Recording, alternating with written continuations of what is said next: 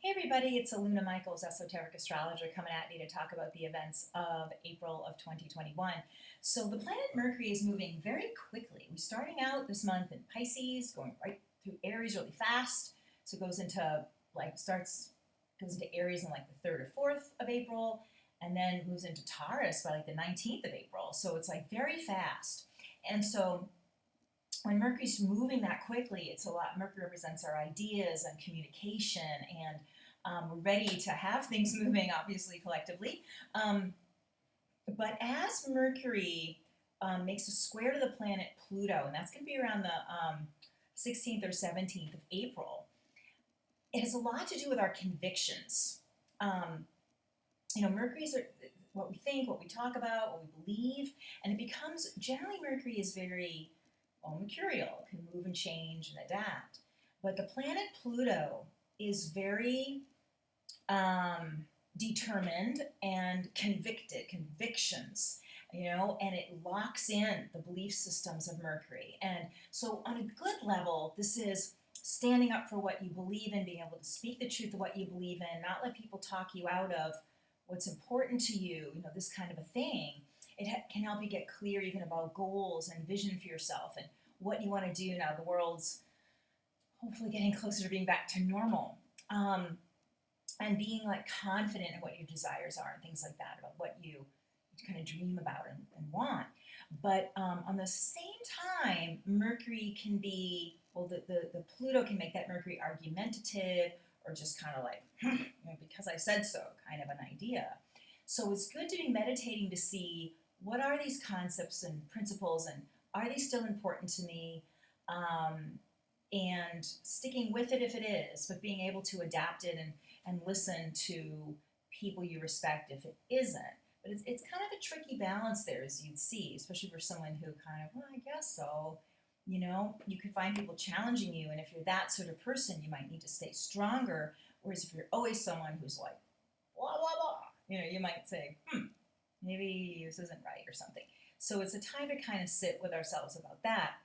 When we have the new moon on the 22nd, no, wait, excuse me, the new moon is before that. So the new moon is going to be about the 11th or 12th, and it kind of leads into that Mercury Pluto because that new moon is in Aries.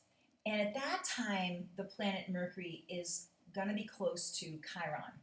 And Chiron is a comet that got caught in our solar system that has a lot to do with healing. So it's healing words, healing ideas. And that could be doing forgiveness work, especially forgiving yourself for times you might not have lived up to your own expectations or stood by your principles or something like that. But being able to almost kind of wash your mind clean in some way and then see, what's still there. What is either a stubborn stain that won't come out that's a forgiveness you need to let go of, but what also is a belief that still needs to be honored in you, so that can be an interesting meditation practice to go through. Also, there can be friends that you want to reconnect with, or being able to stand up to friends and being able to say, I don't believe this thing or whatever that you believe, and maybe seeing that some friendships have outlived their usefulness and it's time to bring new people around you, because Mercury is also our friendships and things like that. So there can be changes there, but also changes to deepening, and people that might have been more peripheral could get more intensely, bonded with you. It could be part of that Mercury stuff as well. So another thing that fits this theme of this kind of like, yes, standing up for yourself and things is Mars in Gemini working really well with the planet Jupiter. And Mars is energy and Jupiter is a lot of something. And Mars is also, kind of goal setting, where it kind of fits in with Mercury in that way. Or it's just being active, So it can be a time when you're planning what's new for yourself, maybe getting back into an exercise routine, thinking about, what you want to do when the world is more normal where you are, and following through on promises to yourself, is part of that Mars and Jupiter, and making plans with people that do matter to you, and communicating with those sorts of people, and having more social connection in a safe way, you know, with people that you really value and people that stimulate you. And you can even draw new people in at this time that are intellectually stimulating and uplifting people. So, okay, so that, and the Jupiter Mars that I'm talking about, Mars Jupiter, is, you know, let's say that's going on to that middle part of April. It's kind of a little bit ongoing. Then we go into the full moon. The full moon's kind of interesting because that's why I think we need to have that clarity and conviction about what you believe, because then we have a full moon, and that's when the sun's in Taurus and the moon will be in Scorpio around the 26th, 27th. And at that time, the sun is going to be conjuncting Uranus and opposing the moon. So Uranus, sun and Uranus, and then the moon opposite. And Uranus is kind of rebellious, and can be kind of irksome or irritating to a full moon. So people can have an attitude, you know. And then Mercury at that point, because it's moving so fast, will be squaring Saturn, which is just like very much a kind of because I said so or because I thought so. So there's less sort of flexibility at that time.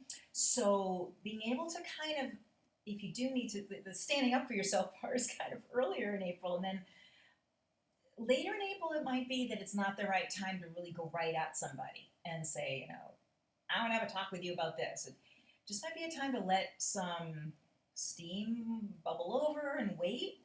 It can be not a great time to make like important decisions because Uranus with a full moon is just not very clear thinking. It's a lot of kind of hyped up energy. And even if you wait a few days, you know, for the moon even to go into Libra after that full moon, which would be, let's see, oh, excuse me. I don't know what I'm thinking today. I've done the video a few times and saying like strange things don't make sense, or I said the wrong sign. But the moon would go into Sagittarius, not backwards. It goes into Sagittarius after Scorpio, which is more lighthearted. So that would be more like the 28th or something. And it's just a little bit of time if the full moon is 26th, 27th. I'm just waiting a few days, and people might get more of their humor back, and you could approach something at that time, or someone's got at least a bigger perspective, you know, than that full moon thing. It's kind of an interesting month about what we believe in, but when it's right to speak up about it, you know, and even I guess at that full moon to be able to still stand in your truth, even if you're quiet about it, you know, to say, I'm always going to believe what I'm going to believe, and I'll wait to talk to them later. I don't need to do it right now, you know, which might be that feeling. So hanging on through that. And then Venus. Venus is also going from Aries to Taurus, and it's kind of that same balance when Venus works with the Pluto, and it's a time to kind of see when, again, about desires that are really important to you, and being in touch with your passion. So it's kind of a similar theme echoing throughout the month. So I don't have too much to talk about, but it seems to be it today. Let me just see if there's one more thing I haven't forgotten. Well, yeah, some of you might ask me about this, but the planet Pluto is slowing down to go backwards, which is called retrograde. And this kind of contributes. Now, Pluto does this once a year. All the outer planets retrograde once a year. So Uranus, Neptune, you can even count Saturn, Uranus, Neptune, Pluto. All slow down once a year, go backwards, spend about half the year backwards, stop, go forward, you know. And so it's not a big deal that they are retrograde, but it's a big deal when they stop and turn retrograde or direct. So that Pluto slowing down is even more intense about, you know, standing up for the beliefs and honing in on your passions. And it just kind of makes it more either tense, but also important to think about these things, you know. So, and Pluto doesn't actually turn retrograde till the end of April, but there's sort of that energy of more importance to these things, which is why I was thinking about, you know, kind of going on about this with Mercury, Pluto, Venus, Pluto kind of thing, because normally I think, it's only for a day or so and it goes by, but the idea that the Pluto sitting there is like, hey, let's think more deeply about these things. And, okay, so If you'd like to get a session from me, you can contact me at alunamichaels.com or text me at 248-583-1663. Sometimes I don't see the comments on the YouTube because I'm not getting those in my email. I forget to look at them sometimes, so sorry if you've done that. But I also have my book on Amazon Kindle, The Spiritual Gifts of the 12 Astrological Signs. And so enjoy your sense of conviction and connection and inner communication and listening to your wisdom. A lot of that going on this month, so enjoy that, and bye-bye for now.